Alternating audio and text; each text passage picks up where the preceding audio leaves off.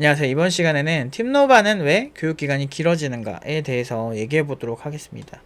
일단 요점부터 얘기를 하면 팀노바에 오는 시점에 이제 분들이 학력, 나이, 지능 경험들이 너무 다 달라요. 배경들이 너무 달라서 예를 들어서 원래 좀 이런 컴퓨터를 잘 다루고 하시던 분도 계시고요. 아니면 전혀 뭐 요식업 같은 데 있다가 오시는 분들도 있고 고졸이시고 그냥 군대만 갔다 온 뭐 이런 케이스도 있고 그 상황이 너무 달라요. 어떤 친구는 전공자 졸업하고 오는 케이스도 있고 뭐 많습니다. 별의별 사례들이 많아요. 그래서 저 항상 고민인 게 그런 배경이 달라서 시작 지점이 다르니까 우리 수학 같은 경우도 왜 못하는지 아세요? 저 나름 고등학교 때 전교 1등이었잖아요. 상고지만 그때 제가 학생들에게 그러니까 제 친구들이죠. 친구들한테 이제 수학을 알려준 적이 있어요.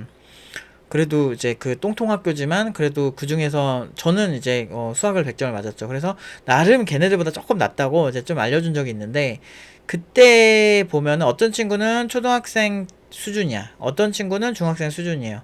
그러면 중학생 수준인 친구는 거기서부터 알려주면 되는 거예요. 함수가 뭔지 알아? 뭐 이런 식으로 해서 알려주면 되는 거고 뭐 방정식이 뭔지는 아니? 그럼 모르는 친구들은 방정식부터 가르쳐야 돼요. 그러니까 사실 쉽지 않죠. 절대 쉽지 않고 이게 사람마다 다 맞춰줘야 되니까 그래서 기간이 다를 수밖에 없죠. 근데 제가 묻고 싶어요. 그냥 기존 교육처럼 똑같은 고등학교 졸업했는데 누구는 수학을 잘하고 누구는 아까 초등학교 수준에서 멈춰있는 이게 과연 맞는 것인가. 대학교에서도 졸라 웃긴 게 졸업을 했는데 개발을 못하는 친구들이 되게 많거든요. 저 동기도 그랬었고 많아요. 엄청 많아요. 저 팀노바에 오는 친구 중에 3, 40%는 전공자예요. 그러니까 개발이 안 돼서 온다고요. 전공자들이 무조건 다 잘할 거라는 환상을 가지지 마세요. 졸업작품 4명이서 하면은 한두 명이 개발을 하고 나머지 한두 명은 그냥 묻어가면서 졸업하는 친구들이 되게 많아요. 진짜 우리 때도 많았고 제가 이걸 왜 잘하냐면 저 옛날에 프리랜서 할 때 개인이 의뢰하는 경우가 있어요. 졸작 만들어 달라고. 그래서 내가 그 별로 잘한 짓은 아닌데 저도 이제 옛날에 그 가난했던 21살, 22살 뭐 이때 많이 만들어줬고 그리고 저 21살, 22살 때 선배들이 졸업을 해야 되는데 소프트웨어 개발을 못하고 그래서 뭐 성적 관리 나름 했나봐요. 근데 졸작만 만들면 졸업하는 거야. 그래서 졸작 같이 기숙사에서 만들어 좀 도와드리고 뭐 이런 적도 많아요. 그러니까 저만 그런 게 아니고 다른 또 잘하는 친구도 그렇게 많이 해서 막 아무튼 소문 나요. 좀 어느 정도 좀 하면 학교에서 좀 소문 납니다. 지금 생각하면 족밥이었거든 내가 완전 족밥이었는데 그 학교에서는 그나마 조금 나았던 거야. 조금 그런 때가 있죠. 그래서 그렇게 졸작을 해야 돼요. 근데 대학교도 졸작을 못하면 졸업을 안 시키는데 근데 그조차도 생각보다 난이도가 높지가 않죠. 그래서 졸업을 했는데도 못하는 친구들 많죠. 근데 팀노바에 지금 그 5명을 스카우트해간 회사가 처음에 2명을 채용을 했어요. 근데 그때 이 회사가 팀노바를 엄청 신뢰한다는 걸 제가 느꼈던 게 뭐냐면 연봉을 노프 팀장님이 그냥 불러달라고 우리가 최대 얼마까지 줄 수 있다라고 말씀을 하시면서 노프 팀장님이 이 친구 수준에 맞는 연봉을 불러주세요 라고 해서 처음에 2명을 소개를 했어요. 그렇게 말씀을 드렸는데 그 친구들이 일을 잘했나봐요. 그래서 추가로 1명 더 채용하고 싶다 해서 또 한 친구를 소개를 시켜줬어요. 또 연봉은 제가 부른 대로 그대로 계약을 해주셨고 그 다음에 나머지 2친구가 또 필요하다. 또 일을 3명이 또 잘했나봐요. 그래서 잘하고 있다고 하더라고요. 그래서 2명을 또 의뢰를 하셔가지고 2명을 또 소개를 시켜드려서 이제 지금 계약서 쓰고 일하고 있거든요. 그러니까 그때 제가 놀란 게 결국에는 팀노바 졸업생이라면 노프 팀장님이 정해주는 연봉이 사실 그 회사에서 정해야 되는 게 맞거든요. 그 협상을 하던지 그 학생과.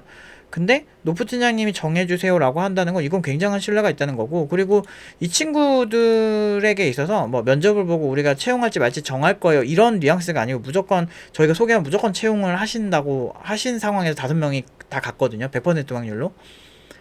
이거는 지금 팀노바의 고집이 되게 한몫한 것 같아요. 왜냐면 저는 이 친구가 그 연봉을 받을 정도가 아니면 졸업을 안 시켜요. 그래서 그 5명 친구 중에 한 친구가 그러니까 이게 제가 문제가 아니고 저희는 졸업을 하면 그냥 졸업장 주고 끝 학력 뭐 학사 졸업하셨습니다 이게 아니잖아.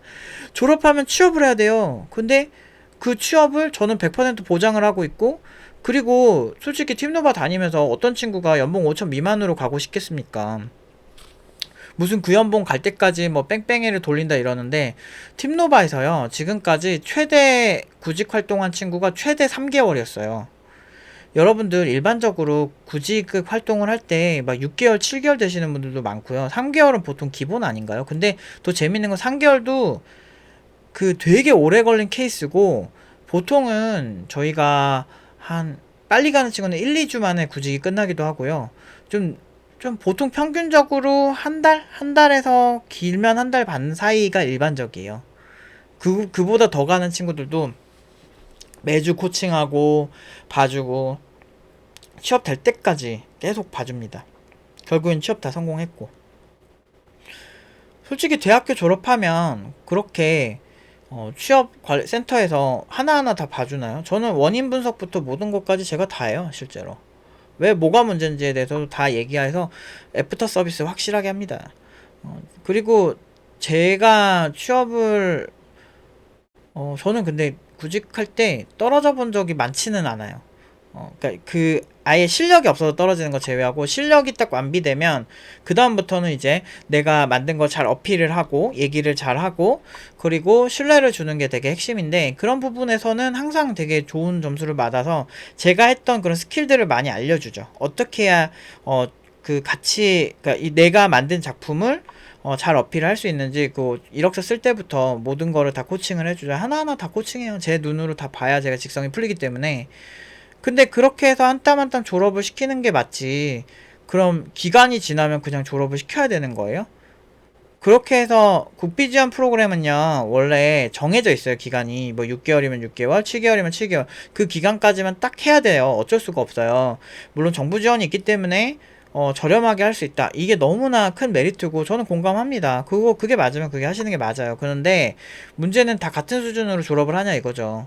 팀노바는 팀노바 졸업생이라는 얘기만 있으면 거의 상향평준화된 수준, 최소한의 보장되는 수준이 있어요. 그래서 저희가 그 스카웃 제의하셨을 때 아무나 소개를 해도 다 기본 이상은 하니까 회사에서 추가 채용을 하신 거죠. 이게 저만 그런 게 아니고 실제로 뭐 샤라웃 해주시는 회사도 있어요. 4명 채용에 간 그곳은 저희한테 스카우트 해가신 건 아니고, 거기에서 한 친구를 그 뽑았다가, 아까 유튜브에 있어요. 그분 잠깐만요. 한번 찾아볼게요.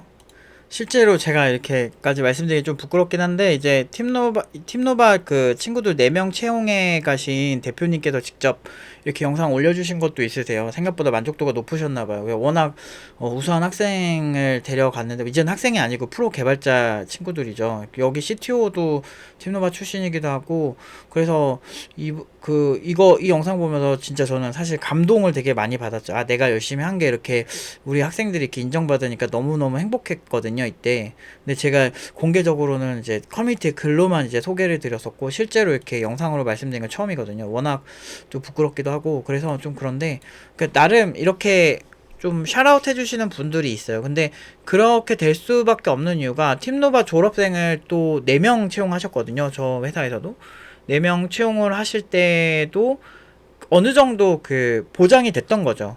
그래서 퀄리티? 그러니까 학생들의 실력의 최소한의 실력이 보장이 됐다는 거.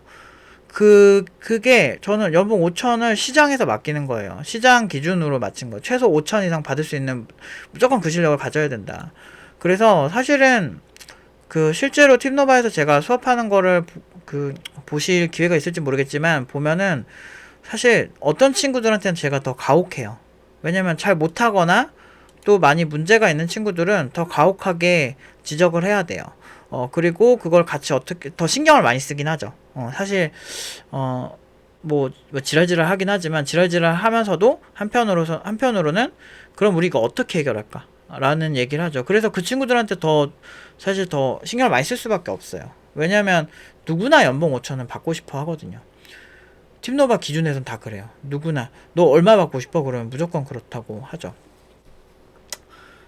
근데 사실 이게 그 대학교 같은 경우도 대학교 자존심이거든요. 이게 자존심이 있어서 어떤 대학교는 무조건 이 정도 수준의 논문이 안 나오면 졸업 논문을 패스를 안 시키잖아요, 그 학교에서.